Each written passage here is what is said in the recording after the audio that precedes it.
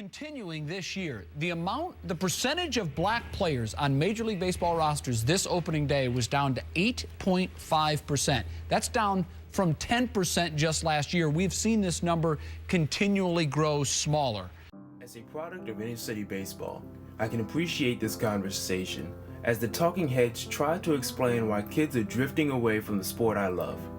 But nobody has been so eloquent as Pittsburgh Pirates center fielder Andrew McCutchen when it comes to really breaking down the economic, racial, and logistical issues which have made baseball a dying sport in our cities. In his article Left Out, written for the Players Tribune, McCutchen talks about the lengthy, unattractive journey that is baseball versus the bright lights and immediate satisfaction of football and basketball.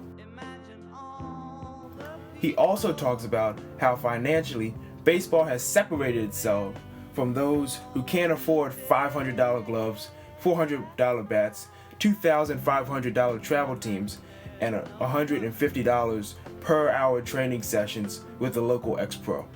They don't even have those facilities in the city, nor are these things available. The more I read the article, the more I saw myself. Starting at 5 years old, I played in the James Mosher Baseball League in the heart of West Baltimore. Just like Jackie Robinson West, U.S. Little League champions, James Mosher Little League is located in a primarily African-American neighborhood. The league was founded in 1959 and services over 350 kids every summer. I played there until Dave Norton told my dad that if I wanted to play at Mount St. Joe, I'd need to play against better talent. That conversation coincided with us moving to the suburbs.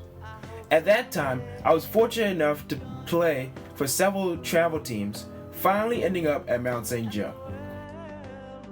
But I always wondered what happened to my teammates on the 9-10 team that went undefeated in the city. These guys could play, and if they had the benefit of year-round training, better equipment, and better coaches, what might have become of them? Our top pitcher, Michael Mayfield, went to Edmonton High School, where he was the varsity's best pitcher as a freshman. He pitched well enough to play in Camden Yards and earned a scholarship to Chowan University for baseball.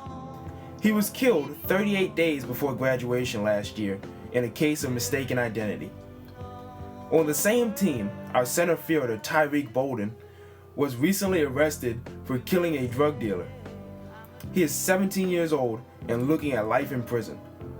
What would these guys have done with more from somebody with good skills, equipment to lend, and time to spend? I decided to find out. Once my proposal was approved by the league and the school, I gathered my old equipment, bought a couple of L screens, and packed up the Jeep. And then, a week before the clinic was scheduled, Freddie Gray, a 25-year-old man from West Baltimore, was arrested less than a mile away from the league field. Mystery death of a young man in Baltimore police custody.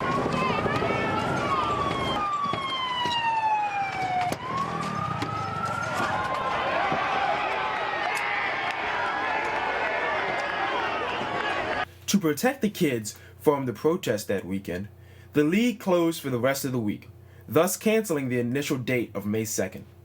We looked at their schedule, and the 16th was chosen as a replacement date.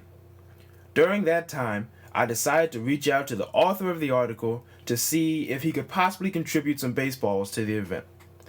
My email made its way from Andrew McCutchen's webmaster to the Pirates, to the Orioles, to the Major League Baseball Players Association. So while the larger organizations met and conferred and tried to figure out what would work best with their schedules, I decided to take that packed Jeep into the city and find a team that needed some help.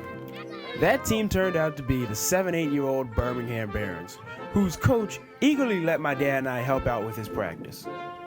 Interestingly enough, this was one of the teams I played for while I played at James Mosher. We had a great time with these kids who eagerly embraced the catching and hitting skills we passed along during their 2-hour practice. I found myself doing drills with the catchers that I learned in those $150 lessons from Brian Bent.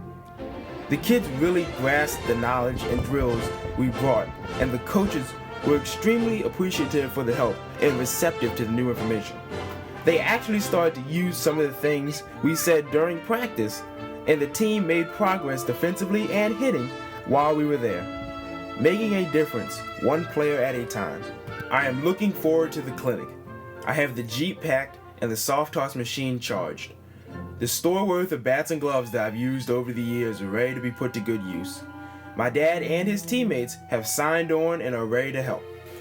Although I did not personally hear back from the Orioles, the Mosher League officers told me that former Oriole Jeffrey Hammonds called them directly and asked if they could do another clinic for James Mosher, funded by the Major League Baseball Players Association and former Orioles on May 30th. They all had my original letter and said that it was the main reason for their offer. They just needed more time. I can't tell you how proud I am to have helped the kids in this community, if only for a couple hours, learn the game that I love.